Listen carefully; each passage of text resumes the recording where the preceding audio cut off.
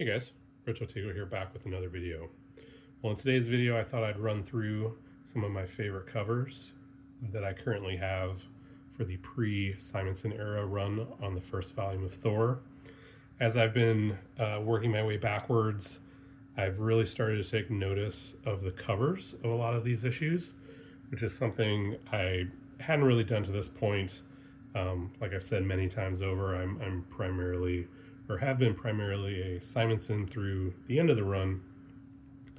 But as I get more and more of these issues and I take the old bags and boards off and I put them in new bags and boards, some of these covers really pop, and I really love some of the compositions on some of these covers. So I thought I'd just take a few minutes today and run through a few, handful, 8, something like that, covers that I really enjoy looking at as I work my way backwards through the first volume of THOR. So these are in no particular order, no particular importance, I guess you'd say. These are just pretty cool covers, and I thought I'd show them off real quick. So we'll start with issue 224.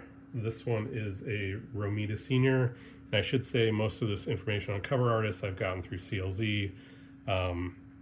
You know, this old of book, they didn't really start putting their names on the covers. So I'm going off of the information in CLZ, so if it's incorrect, I do apologize. But yeah, anyway, 224, it's a John Romita Sr. cover. I love this one, obviously, because it has the Destroyer on it, and both Thor and Hercules. I think it's just a pretty striking composition with all 3 characters. Issue 201. I really love this brief era of Marvel cover where they've sort of framed in the artwork within the box. I've seen it on other titles as well, so it must have been a motif that ran through Marvel at the time. So yeah, issue 201. This is a Gil Kane cover. Gil Kane features prominently in this stack. I really love a lot of his Thor covers during this time. So yeah, Pluto attacking Thor. I love Thor's dramatic posture. One of the things that I've loved looking through these old Thors, and even just all of the Thors, the Volume 1 Thors, is just the interesting poses the artist put him in when he's being attacked or being thwarted by all these enemies. So this one is no exception. It's a really clean cover, and yeah, Thor's getting his getting his butt handed to him there. Issue 254, this is a Rich Buckler cover, and this one's pretty awesome. Obviously we got Donald Blake, Thor, and Odin, and at last, the awesome origin of Thor's alter ego, Don Blake. I think this has probably been told many times over the years, so this is just one of many. But yeah, this is a really great cover, once again by Rich Buckler. 241. This is a Jack Kirby cover. I didn't know that until I actually looked it up. So yeah, I didn't know Kirby returned for a brief bit, I guess. Just maybe doing some covers or whatever. Yeah, this one's awesome. It's fighting a wave of space pirate skeletons, I guess. I believe on the Rainbow Bridge. So yeah, really love this cover, and I'm happy to have found out that it's also a Kirby cover.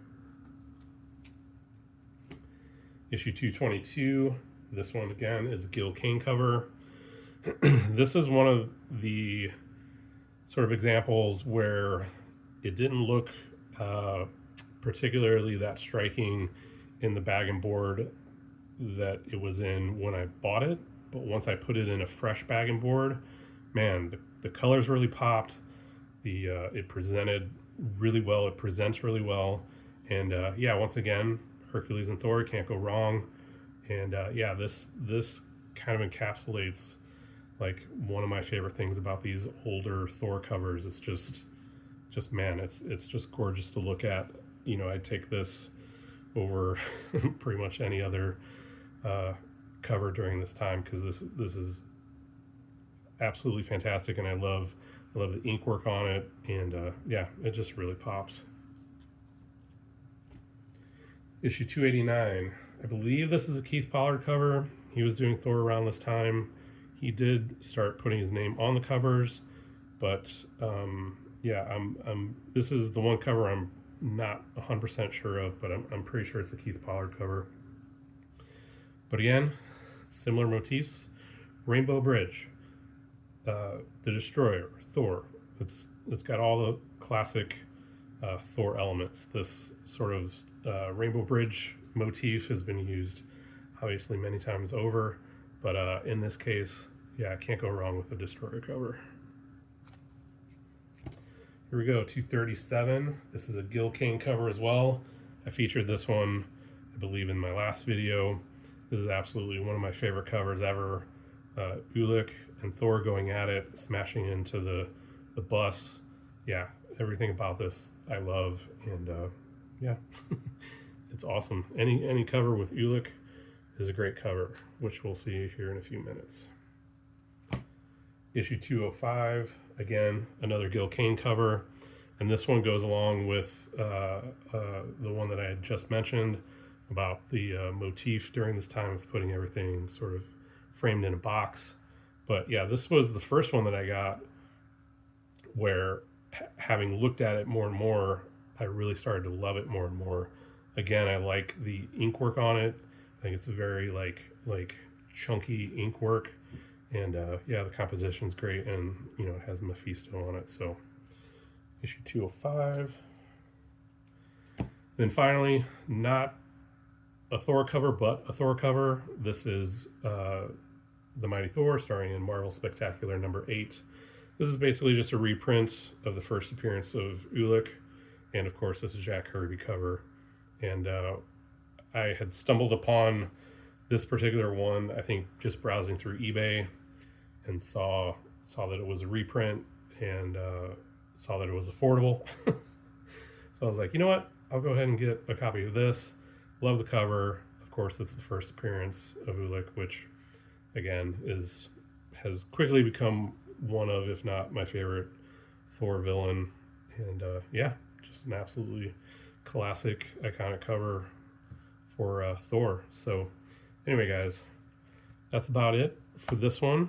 I just want to quickly run through some of the covers that I've really loved in coming back to Thor, coming back to the first volume of Thor, and working my way backwards towards the beginnings of the Volume 1 title, and potentially back further into Journey and Mystery, but we'll get there after we get through some of this Thor stuff. So anyway, guys, thanks for coming. Thanks for sticking around. Thanks for checking it out. And yeah, if you collect Thor, what are some of your favorite covers? I'd be interested to find out. And eventually, when I get around to it, maybe in the future, I'll start doing some of the Simonson run covers, and then after that, the Friends run, and then towards the end of the Volume 1. So anyway, guys, thanks for stopping by, and we'll see you in the next one.